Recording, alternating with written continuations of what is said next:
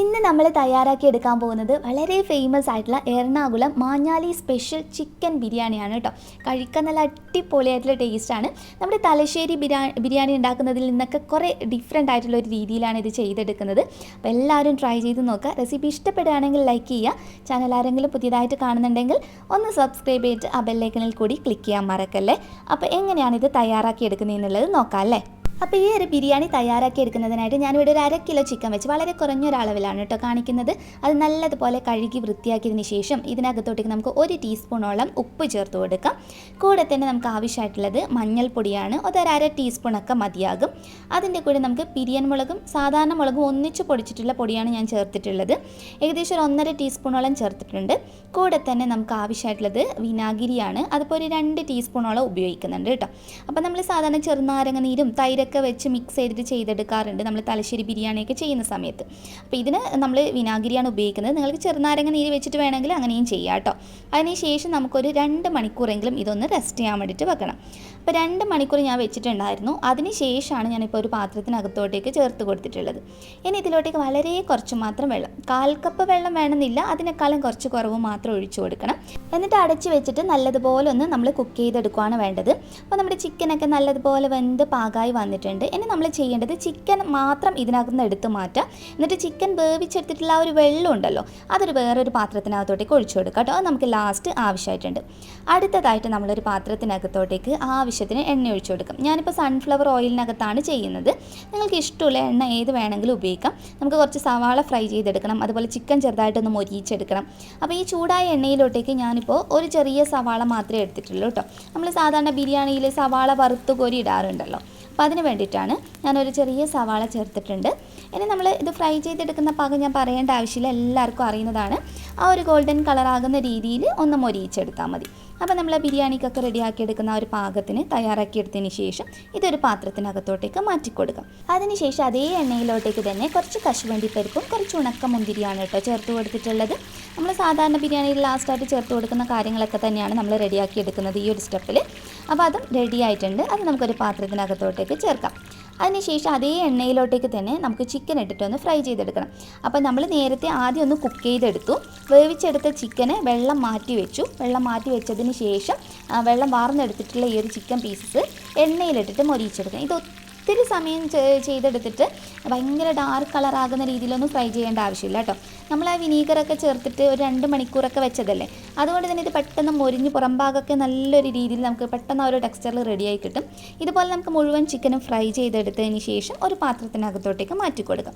ഇനി നമുക്കിതിലോട്ടേക്കുള്ള മസാല തയ്യാറാക്കിയെടുക്കാൻ നമ്മളിപ്പോൾ chicken fry ചെയ്തെടുത്തിട്ട് എണ്ണയിൽ നിന്നും ഒരു 2-3 ടേബിൾ സ്പൂൺ എണ്ണ ഇതിലോട്ടേക്ക് ഒഴിച്ചു കൊടുക്കണം.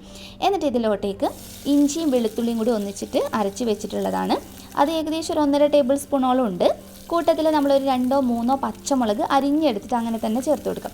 നമ്മൾ സാധാരണ തലശ്ശേരി ബിരിയാണിയിലൊക്കെ ചെയ്യുമ്പോൾ 3 കൂടി ഒന്നിച്ച് അരച്ചെടുത്ത് ചെയ്യാറുണ്ട്.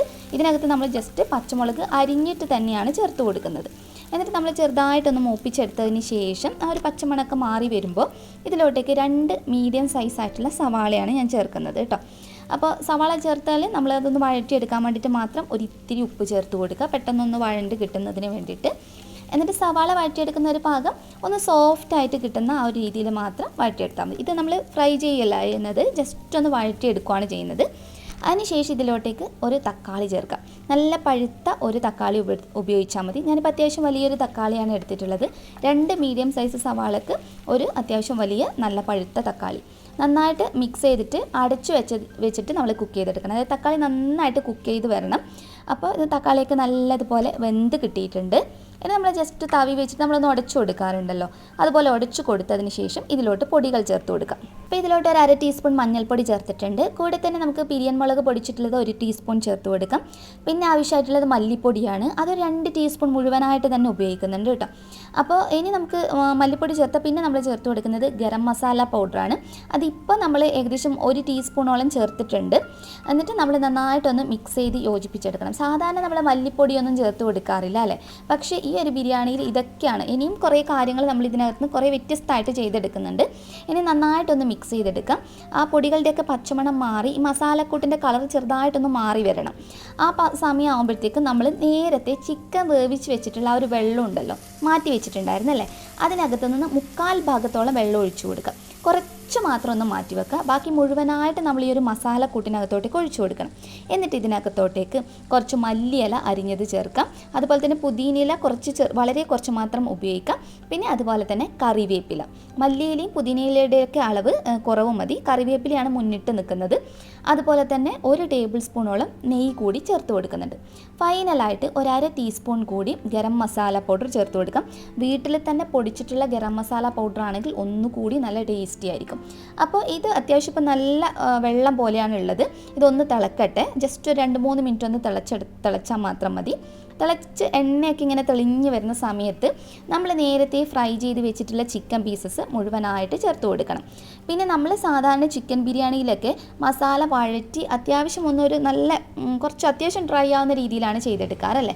പക്ഷേ ഇതിന് അത്ര വേണ്ട. ഇത് ചെറിയൊരു കറിയുടെയൊക്കെ ഒരു പാകത്തിനാണ്. നമ്മൾ കുറച്ച് നല്ല തിക്കായിട്ട് ഒരു കറിയുടെയൊക്കെ പാകത്തിന്, നല്ല കൊഴുപ്പുള്ള ഒരു കറിയുടെ പാകത്തിലാണ് ഈ ഒരു ബിരിയാണിക്ക് വേണ്ടി മസാല ചെയ്തെടുക്കുന്നത്.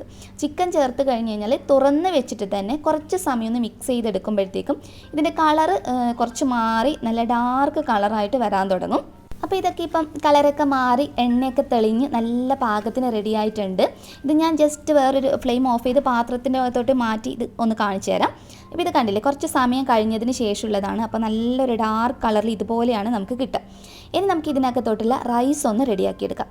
ഒരു പാത്രം വെച്ച് ഒന്ന് ചൂടായി വരുന്ന സമയത്ത് ഞാൻ വെളിച്ചെണ്ണയാണ് ചേർത്ത് കൊടുക്കുന്നത്. ഏകദേശം ഒരു 1.5 ടേബിൾ സ്പൂൺ അടുത്ത് വെളിച്ചെണ്ണയും അതിന് കൂടെ നല്ലൊരു മണത്തിനും കാര്യത്തിനൊക്കെ വേണ്ടിയിട്ട് നെയ്യ്, ഒരു നല്ലൊരു ഫ്ലേവർ കിട്ടാൻ 1/2 ടേബിൾ സ്പൂൺ തുടങ്ങി 3/4 ടേബിൾ സ്പൂൺ വരെയൊക്കെ ഉപയോഗിക്കാം. ഇനി നമ്മൾ സാധാരണ ബിരിയാണിയിൽ ചേർത്ത് കൊടുക്കുന്ന കാര്യങ്ങൾ പട്ട, ഗ്രാമ്പൂ, അതുപോലെ ഏലക്ക, തക്കോലം, ബേ ലീഫ്, പെരിഞ്ജീരകം, നമ്മുടെ വലിയ ജീരകം ഉണ്ടല്ലോ, അതൊക്കെ ചേർത്ത് കൊടുക്കുക. ഇതിൻ്റെയൊക്കെ അളവ് ഞാൻ ഡിസ്ക്രിപ്ഷൻ ബോക്സിനകത്ത് കൊടുക്കാം കേട്ടോ, എത്രയാണ് ഉപയോഗിക്കേണ്ടത് ഈ ഒരു കണക്കിന് എന്നുള്ളത്.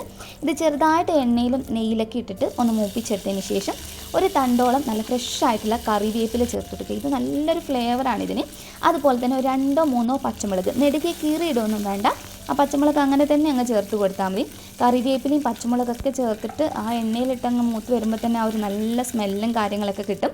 അതിനുശേഷം നമ്മൾ ഇതിനകത്തോട്ടേക്ക് ഒരു ചെറിയ സവാള, വലുതൊന്നും വേണ്ട, ഒരു ചെറിയ സവാള അരിഞ്ഞത് കൂടി ചേർത്ത് കൊടുത്തിട്ട് ഒന്ന് വഴറ്റിയെടുക്കാം. ഇത് നമ്മൾ ചെറുതായിട്ടൊന്ന് സോഫ്റ്റ് ആകുന്ന പാകത്തിന് മാത്രം വഴറ്റിയെടുത്താൽ മതി. ഒത്തിരി സമയം വഴറ്റി നമ്മൾ ഫ്രൈ ചെയ്യുന്ന ആ പാകത്തിനൊന്നും റെഡിയാക്കി എടുക്കണ്ട. വഴണ്ട് വരുന്ന സമയത്ത് ഇതിനകത്തോട്ടേക്ക് നിങ്ങൾ എത്രയാണോ അരി എടുക്കുന്നത് അതിന് കണക്കായിട്ടുള്ള വെള്ളം. അപ്പോൾ ഓരോരുത്തരും ഓരോ ബ്രാൻഡിൻ്റെ അരിയായിരിക്കും എടുക്കുന്നുണ്ടാവുക. ഇപ്പം ഞാൻ കൈമ റൈസാണ് ഉപയോഗിക്കുന്നത്. 2 കപ്പ് റൈസിന് ഞാൻ 4 കപ്പ് വെള്ളമാണ് ഒഴിച്ചു കൊടുക്കുന്നത്. പിന്നെ ഒരു കാര്യം പറയാൻ വിട്ടുപോയി, നിങ്ങൾക്കിത് വഴറ്റുന്ന സമയത്ത് തന്നെ ഇതിനകത്തോട്ടേക്ക് വേണമെങ്കിൽ പൈനാപ്പിൾ ചേർത്ത് കൊടുക്കുക കേട്ടോ. സാധാരണ മാഞ്ഞാലി ബിരിയാണിയിൽ പൈനാപ്പിൾ ചേർത്ത് കൊടുക്കാറുണ്ട്. ഞാനിപ്പോൾ ഉപയോഗിച്ചിട്ടില്ല, നിങ്ങൾക്ക് വേണമെങ്കിൽ ചേർക്കാം. അപ്പം ഞാനൊരു 4 കപ്പോളം വെള്ളം ഒഴിച്ചു കൊടുത്തിട്ടുണ്ട്. ഇനി ആവശ്യത്തിനുള്ള ഉപ്പ് ചേർത്ത് കൊടുക്കുക. ഇപ്പം ഞാൻ കുറച്ച് ചേർത്തിട്ടുണ്ട്. നമ്മൾ ഉപ്പ് ചേർത്ത് കഴിഞ്ഞാൽ എപ്പോഴും ഒന്ന് മിക്സ് ചെയ്ത് നോക്കുക. വെള്ളത്തിൻ്റെ ടേസ്റ്റ് എപ്പോഴും ഉപ്പ് കുറച്ചൊന്ന് മുന്നിട്ട് നിൽക്കണം. അപ്പോഴാണ് നമ്മുടെ ബിരിയാണിക്കാർക്ക് ഒരു കറക്റ്റ് ഉപ്പ് രസം കാര്യങ്ങളൊക്കെ കിട്ടുക. ഇനി വെള്ളം നന്നായിട്ട് തിളക്കണം. വെള്ളം നല്ലതുപോലെ തിളച്ച് വരുന്ന സമയത്ത് ഞാൻ നേരത്തെ പറഞ്ഞു 2 കപ്പ് അരിയാണ് ഞാൻ എടുത്തിട്ടുള്ളത്. അപ്പോൾ കൈമ റൈസാണ് ഉപയോഗിച്ചിട്ടുള്ളത്. ആദ്യം നമ്മൾ നന്നായിട്ട് കഴുകിയെടുത്തതിന് ശേഷം ഒരു 15 മിനിറ്റ് വെള്ളത്തിൽ കുതിർത്തി വെക്കണം. വെള്ളത്തിൽ കുതിർത്തി വെച്ച് വെള്ളം കംപ്ലീറ്റ് ആയിട്ട് വാർന്ന് കളഞ്ഞതിന് ശേഷമാണ് നമ്മൾ ഇതിനകത്തോട്ടേക്ക് ചേർത്ത് കൊടുക്കുന്നത്. അതിൻ്റെ കൂടെ ഞാനിപ്പോൾ 1 ടീസ്പൂൺ ചെറുനാരങ്ങയുടെ നീര് കൂടി ചേർത്തിട്ടുണ്ട് കേട്ടോ. നമ്മുടെ അരിയൊന്നും പരസ്പരം ഒട്ടിപ്പിടിക്കാതെ നല്ല പാകത്തിന് റെഡിയായി കിട്ടുന്നതിന് വേണ്ടിയിട്ടാണ്. അപ്പോൾ അരിയൊക്കെ ചേർത്ത് കഴിഞ്ഞാൽ ചെറുതായിട്ടൊന്ന് മിക്സ് ചെയ്ത് കൊടുക്കുക. അടുത്ത ഒരു ചെറിയ തിള വരുന്ന സമയം വരെ മാത്രം. അതിനുശേഷം നമുക്കിത് അടച്ചു വെച്ചിട്ട് കുക്ക് ചെയ്തെടുക്കാവുന്നതാണ്. അപ്പോൾ നമ്മൾ സാധാരണ തലശ്ശേരി ബിരിയാണിയൊക്കെ ചെയ്യുന്നത് പോലെ ദം ചെയ്തെടുക്കുന്നതല്ല ഇത്. അതുകൊണ്ട് തന്നെ നമ്മളിത് ഏകദേശം വെള്ളം വറ്റി വരാനാകുന്ന ഒരു പാകം, ഒരു 90% കുക്കായി വരുന്ന ഒരു സമയമാകുമ്പോൾ, ഇപ്പോൾ അത്യാവശ്യം വെള്ളമൊക്കെ വറ്റി വന്നിട്ടുണ്ട് കേട്ടോ. ഇതിനകത്ത് നമ്മൾ കുറച്ച് കാര്യങ്ങൾ കൂടി ചേർത്ത് കൊടുക്കും. ഇതിനെ ഒന്നുകൂടി നല്ല ടേസ്റ്റി ആക്കുന്നതിന് വേണ്ടിയിട്ട് കുറച്ച് മല്ലിയിലയും അതുപോലെ കുറച്ച് പുതിനയിലയും, വളരെ കുറച്ച് മാത്രം മതി. അതിൻ്റെ കൂടെ കുറച്ച് ക്യാരറ്റ് ഗ്രേറ്റ് ചെയ്തെടുത്തിട്ടുള്ളത്. അപ്പോൾ നേരത്തെ നിങ്ങൾ പൈനാപ്പിൾ ചേർത്തിട്ടുണ്ടെങ്കിൽ പൈനാപ്പിളിൻ്റെ കൂടി ഫ്ലേവർ ഇതിനകത്ത് ഉണ്ടാകും. ഇപ്പം നമ്മൾ ക്യാരറ്റും പുതിനയിലയും മല്ലിയിലയും കൂടി ചേർത്ത് ഒന്ന് മിക്സ് ചെയ്യണം. കുറച്ച് വെള്ളത്തിൻ്റെ ഒരു അംശം ഇതിനകത്തുണ്ട്. അപ്പോൾ അത് ആ ഒരു കണക്കിന് നമ്മളിത് അടച്ചു വെക്കാം. ചെറു തീയിലിട്ടിട്ട് ഒരു 15 മിനിറ്റ് നമുക്കിത് ഒന്നുകൂടി ഒന്ന് കുക്ക് ചെയ്തെടുക്കാം. അപ്പോൾ ഇതൊരു 15 മിനിറ്റിന് ശേഷമുള്ളതാണ്. നമ്മുടെ റൈസ് ആ ഒരു ഫ്ലേവറൊക്കെ നല്ലൊരു ഫ്ലേവറാണ് കേട്ടോ. ഈ റൈസ് കഴിക്കാൻ തന്നെ ഭയങ്കര ടേസ്റ്റിയാണ്. അപ്പോൾ ഇതിവിടെ റെഡി ആയിട്ടുണ്ട്. ഇനി നമ്മൾ നേരത്തെ കുറച്ച് നമ്മുടെ ചിക്കൻ വേവിച്ചെടുത്തിട്ടുള്ള ആ സ്റ്റോക്ക് കുറച്ച് മാറ്റി വെച്ചിട്ടുണ്ടായിരുന്നല്ലേ, അത് ഇതിനകത്തോട്ടേക്ക് ഒഴിച്ചു കൊടുക്കുക. അതുകൂടി ചേരുമ്പോഴത്തേക്ക് ആ ഒരു ഫ്ലേവറും കാര്യങ്ങളൊക്കെ അപ്പോഴാണ് കറക്റ്റായിട്ട് വരിക.